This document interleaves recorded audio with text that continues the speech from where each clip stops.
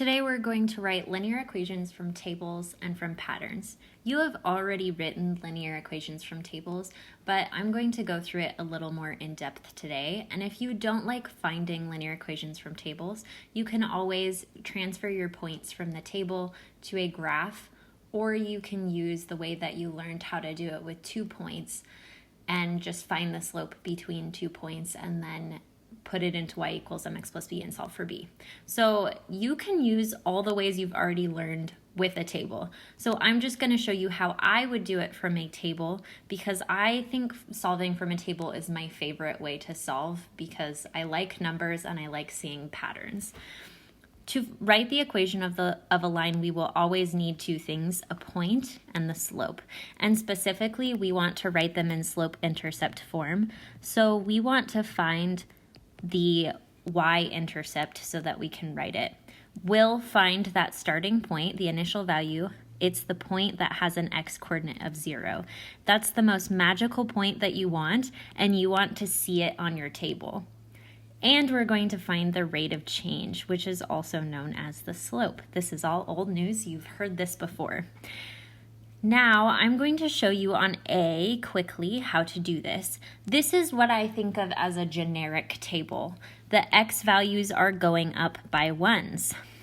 Usually, if you were to try and find a table on a graphing calculator, or if you go online and you ask for something to give you a table for an equation, it's usually going to show you the x values going up by 1s. This is super, super nice and easy, because when we find our slope, we're going to put change in y over change in x. And because our x is going up by 1s each time, then our slope ends up just being whatever y is going up by each time. So I found my change in x from 0 to 1 was 1. And then my change in y from 5 to 3.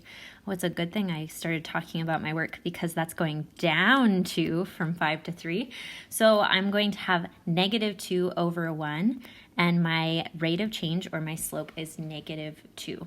Now, a lot of students really struggle on knowing when it is a negative slope or a positive slope. One way is my way to think, is it going up or down as you're going from the top one to the bottom one? Another way you can think of it is, as x is going up, is y also going up, or is it going down? If the direction of y matches the direction of x, meaning they're both going up, then it's a positive slope. If it's going down, which this one is going down as you go along, then it's going to be a negative slope. So we found our rate of change. That will be what we write in our equation for m. Now we need to find our b. That's going to be the y value when x is 0. And on this table, it's really, really easy to find. It's right there. So this is your magical point. You're always going to look on your left side for where x is 0. Now I'm going to write my equation. It's going to be y equals mx plus b. And my m that I found was -2. And my b that I found was 5. So it's going to be y equals -2x plus 5. Remember that all of these points should be solutions for this equation. So the x and y, when you plug them in, it should be equal. I'm going to show how you can check your answer real quick. I'm going to use 0, 5, and 3, -1 as the points I check. If you check 2 points and they both work, then that is the right equation for that line. Because you could have like any line go through 1 point, but when you have 2 points, then you can only draw 1 line through both those 2 points. So I'm going to put 0, 5 into my equation. 5 is y. 5 equals -2 times 0 plus 5. And you should see, yeah, it's 5 equals 5. So hopefully you'll notice that anytime you plug in 0 here, -2 times 0 is 0. That's why you're going to end up with your y-intercept as this number. Then I'm going to plug in 3 and -1. So -1 is y.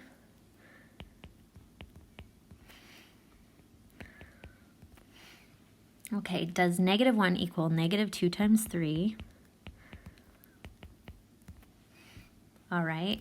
And yes, they are equal. So both of those points worked in our equation, so we know that we have the right answer.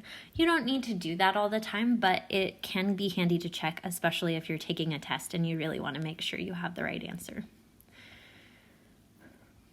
So on B, you'll notice that we don't have 0, and it's really kind that they left a space for us. This is where 0 would go. It goes between -1 and 1.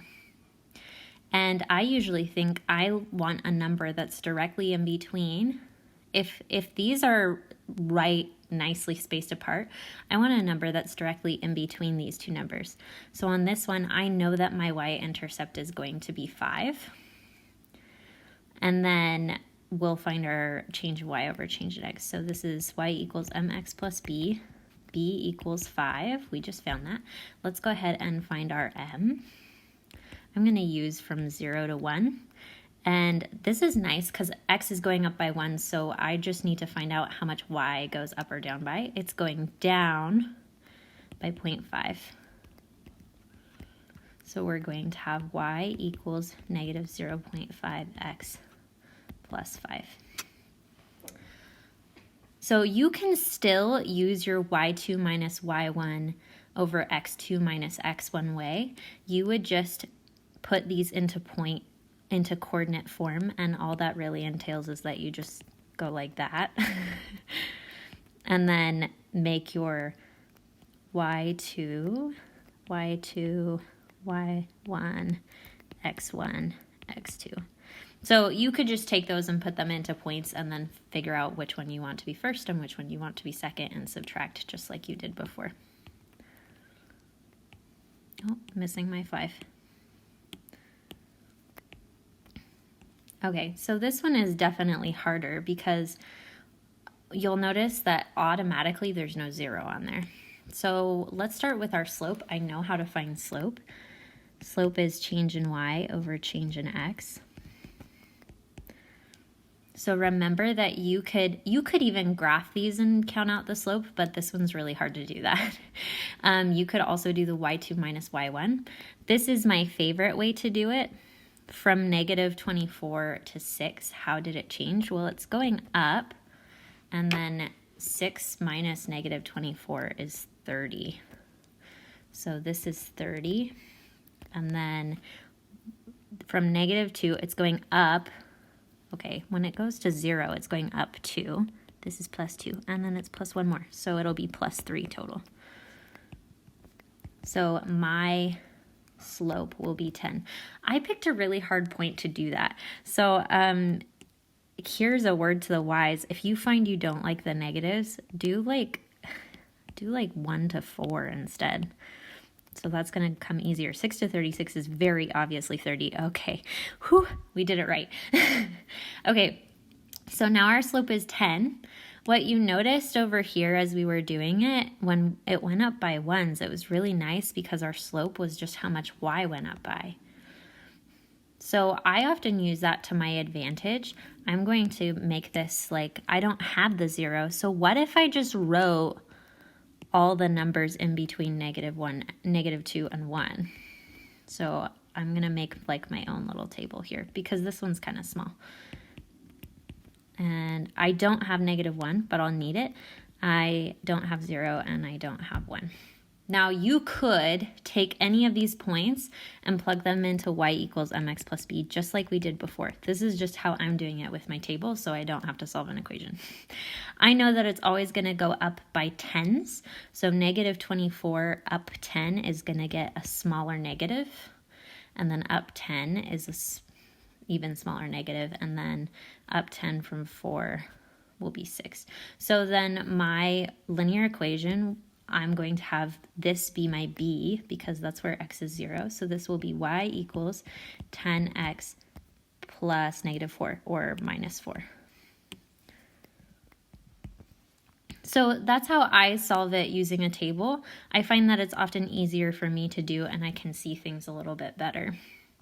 We're going to do one example where we do a pattern.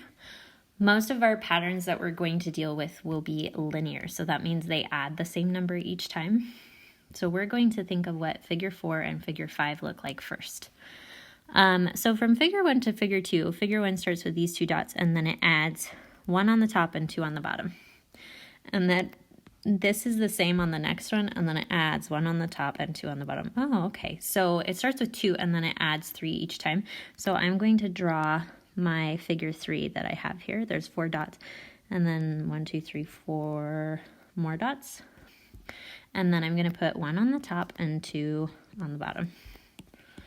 Okay, figure 5 is going to be giant. So we're going to have 1, 2, 3, 4, 5, and then 6 over here. 4, 5, 6, and then I'm going to add 1 on the top and 2 on the bottom, and that will be my figure. So now let's fill in our table to help us figure this out.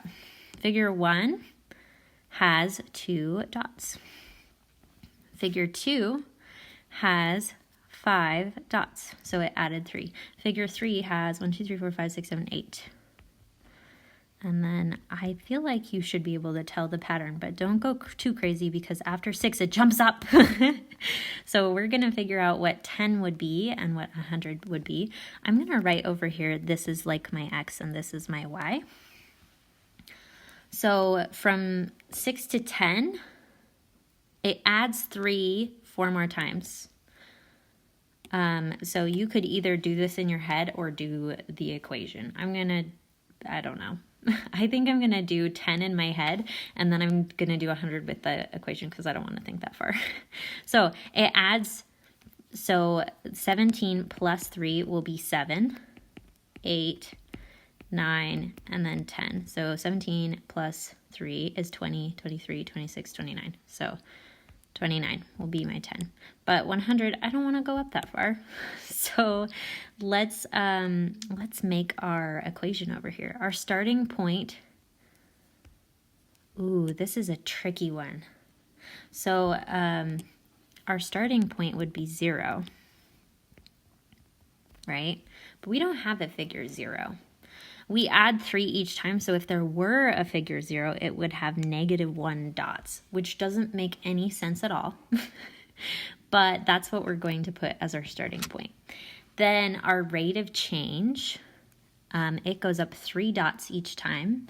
So we're going to say it's 3, and that's like dots per figure. So then our equation will be y equals 3x minus 1. Now I can use that to find out what my 100 is.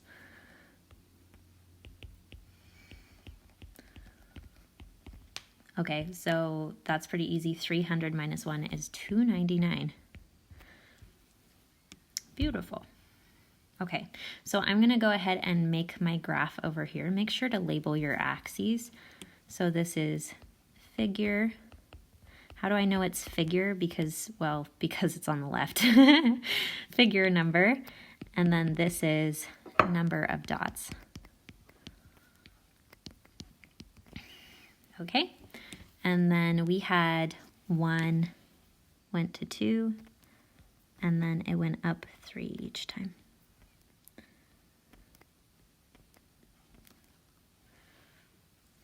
All right, if you want to, you can draw a line, but I don't think it makes sense to have like a figure 2.5.